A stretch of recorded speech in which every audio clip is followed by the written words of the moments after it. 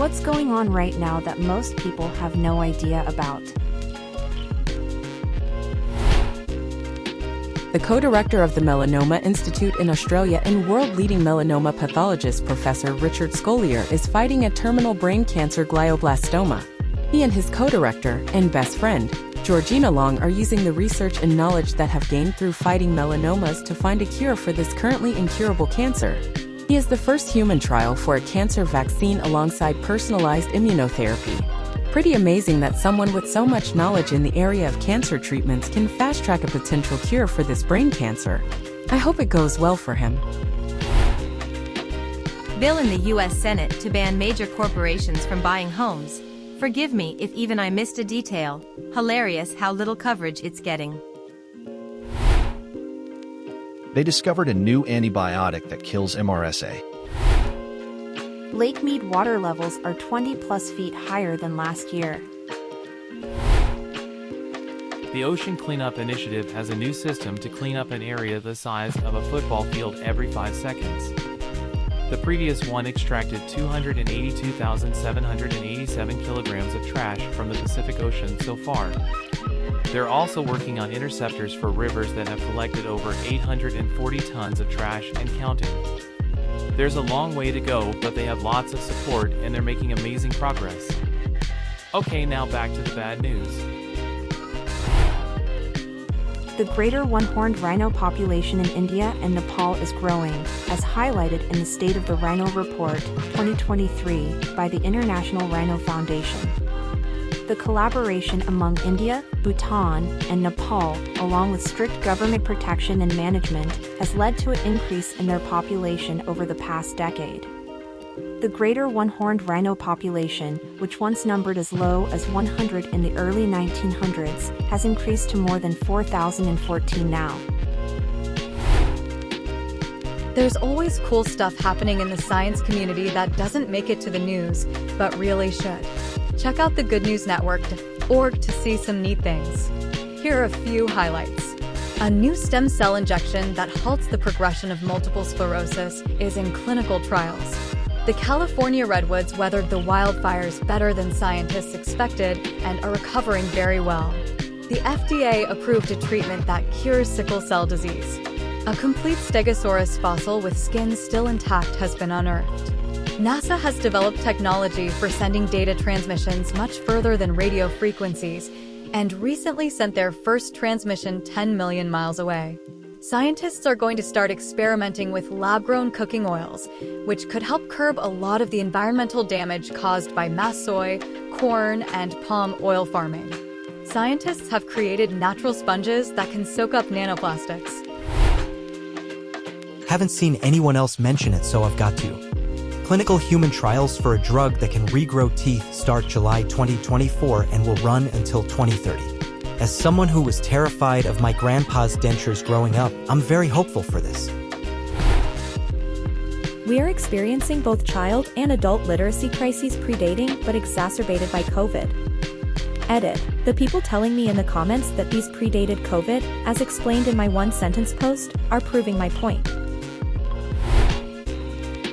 Science is kicking cancer's big booty. Almost every cancer has had treatments and drug breakthroughs in the last decade, and it keeps improving with more funding and research. The war on water resources. It needs to be a big deal, but it ain't. Astronomer here. We are now putting the final touches on the Rubin Observatory, which will see first light, aka start looking at the sky in a year or so. It is an 8-meter diameter telescope mirror that will image the entire sky every night visible where it is. It's hard to emphasize what a game changer this will be for astronomy. We will literally catalog all the asteroids, see millions of supernovae a year, map the Milky Way, maybe even learn about what dark matter and dark energy are. Put it this way, if JWST is like boring a hole into one tiny spot on a shutter to let light through, this is going to be like opening an entire window. Can't wait. A fox and a deer are friends in my backyard. They like to cuddle together by my shed. We're in the middle of a great extinction event, meaning species are going extinct at a rate of up to 10,000 times the normal rate. We're actually making the Earth into a monoculture, which means across the Earth we're planting many of the same crops across vast areas such as the US Midwest and transforming the ecosystem into a place where generalists such as coyotes and deer thrive and specialists at certain ecosystems die off. We've currently transformed 40% of the Earth's landmass into crops and farms. Edit. About 2/3 of the farmland I had stated was farmland was actually pastureland, but I wasn't trying to be misleading, it's still part of the monoculture. The US prairie is virtually non-existent, and it was the home of I think like 500 grass species. It's oftentimes the species you don't think about or didn't know existed that go extinct. Your child's classroom is being completely overrun by 1 or 2 problem children, and your child is hurting because of it. For those who use or are considering using Depo-Provera birth control, don't do it. Those of us who were on it for years have developed osteoporosis and degenerative disc disease. Supposedly there is a black box warning, but patients only see the filled injection needle. We never saw the box. And doctors didn't tell us. So I am 46-year-old this year with the degenerative spine of a 70-plus-year-old woman. There is no reversal.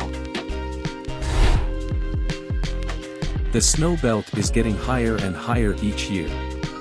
I live in Chicago and it was 55 degrees Fahrenheit out on Christmas Day with no substantial snow for the foreseeable future.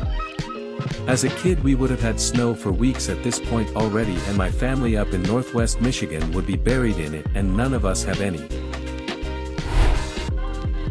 Why the donkey are celebrities building escape shelters? I think they trying to raise up the shelter prices, hee hee. Let me tell y'all. How about the total commercialization of the internet? It started as a wild west of entertainment, news, information. Now there are daily propaganda and agendas that get consumed en masse. There are entire swathes of commercialized psychologists finding how to squeeze profit from you on almost every single app, game, streaming service, you name it. There are advanced AI being used by Core to lock you in cages of your own design. So comfortable and cozy that you'd be crazy to disconnect or complain. But why would you want to know that you are just a slave to forces beyond comprehension as long as you are here and a slave your own compulsions? That morality has long fallen by the wayside. We don't even see things like gore, corn, race and M as particularly degenerative anymore. We just consume.